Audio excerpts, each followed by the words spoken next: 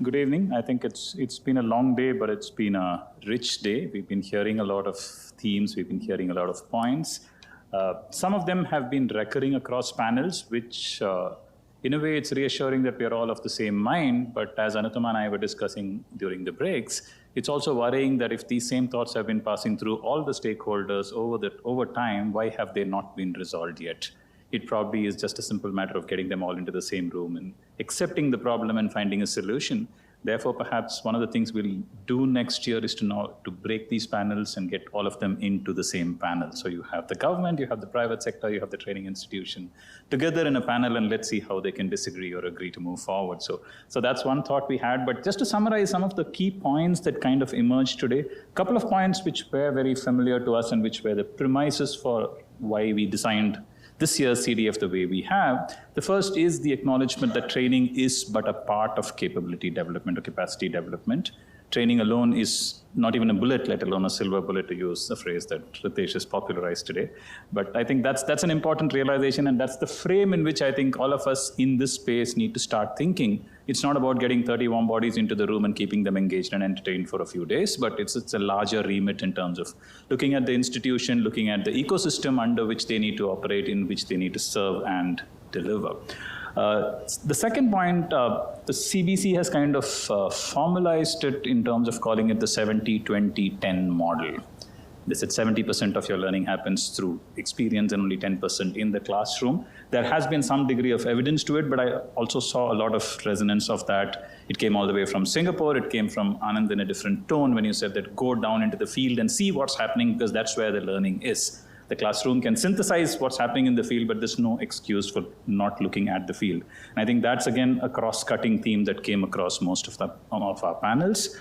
The third thing, and this kind of, in a sense, was both heartening and bleak in a sense, is the whole discussion around motivation. You know, I am not motivated to teach, you're not motivated to learn, really puts nobody anywhere, right? So it's a real problem. Again, it's a problem that has been defying solution. Training is the punishment posting, and that sentence has become a cliche, and it's a cliche for a reason, because cliches generally are true. Right? So it's becoming really, really bleak to keep hearing that. It's not the first time we've heard it. Some of us had black hair when we heard it, we have gray hair and we're still hearing it. So it's something that needs some serious addressal in terms of motivation, both for trainers and for people who are getting trained. Like I said, no easy answers, but all forums reflected on that and kind of brought that back. A fourth point that came up, and Anand kind of articulated it in a very interesting and a different manner, but I think when we look at building the capacity of a segment of people, call it government officials, call it anybody else in that system, it's important that that training is not restricted to them, but it's extended to the rest of the stakeholder community as well. Be it citizens who avail of that service, be it other partners that work with them. It's that ecosystem that needs to be developed, and that's really where institutional capacity gets built. Because if I educate myself, but I'm dealing with a bunch of people who are still not educated, it's very easy for me to take advantage of them or deny them something that's their fundamental right even. So I think if we look at the larger development of society, the larger development of the country, we'll need to look at all ecosystem players and look at a holistic approach to capacity development or capability development, as we choose to call it. The CBC said this, right? So they said, we expect this to take a few years to see results. They said even 10 years in one case. It sounds like an age, but I think it's important for us to remember that capacity development is going to take time. It is a slow process. If you want to communicate a small piece of information for a specific kind of action, that can happen instantly. That's topical, that's local, that's like applying Band-Aid. But in a lot of cases, we do capacity development to fix a fracture, and you don't fix a fracture with a Band-Aid. So it is going to take time, and we need to be patient, and this is something particularly critical when we do impact and assessment. Quite often, there is an urgency to show impact, and people come back 1 week within a program getting completed and come back and say, this program has had an impact. It hasn't had an impact. You've just delivered a sweet cup of coffee. Does that have an impact? It means it feels nice for me now, but it hasn't had an impact on me yet. But I was privy to a presentation a week ago where somebody came back and said that we've done a faculty development program. And within 4 days of completion of the program, they presented an impact report saying that it's doubled faculty capability. I mean, it's prima facie easy to understand that that's a statement you can take seriously. But I think as capacity development professionals, it's important for us to realize that impact by definition is going to take time, and we need to be patient in measuring it and patient in claiming success for it as well. And the last point that I want to kind of synthesize here is, I mean, we need to start looking at capacity development as a gentle, ongoing stream, not as one rowdy shower, right? It's not a one-term activity. Get a bunch of people into a room and don't let them go for 2 weeks and teach them everything that needs to be taught is a very tempting one-time proposition. You know it's going to have exactly the opposite effect.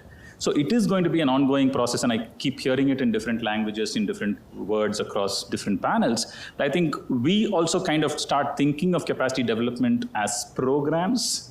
And therefore we say, okay, here's 3 days, here's 4 days. At best, we'll say instead of 5 days, we'll do it as 2 batches of 3 days and 2 days. But it's a lot more than that. It's an ongoing process. And to me, therein lies probably a clue towards attacking the motivation challenge as well. Because if training becomes a continuous activity, it also starts becoming a more subtle activity. So instead of saying, I went to a training program, which in today's context sounds like I'm not productive enough, so I was dispensable enough to be sent, right? I mean, that's what it means to say it's a punishment. On the other hand, if it's an ongoing process and I learn subtly, I learn along the way, I don't just learn in one blast. Not only do I not realize that I'm learning, I don't have a pejorative view of training. And I think that's something that's worth reflecting on. Is it possible for us? 20 years ago, and it's an indirect confession of age, we used to have this context called EPSS. I've talked about this with some of my colleagues. Something called Employee Performance Support Systems.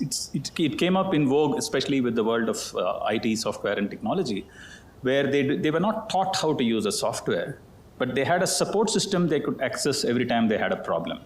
So if I didn't know how to program a certain aspect, it's not that I need to remember what I was taught 4 months ago, but I can go back onto a system and find my immediate support, right? So those are small help groups. There are small ways in which you do that. And maybe as capacity development professionals in the urban space, we can think of creating some form of an employee performance support system as in a government performance support system, which is an ongoing, as needed, on-demand kind of source for solving challenges that people face on a continuous basis.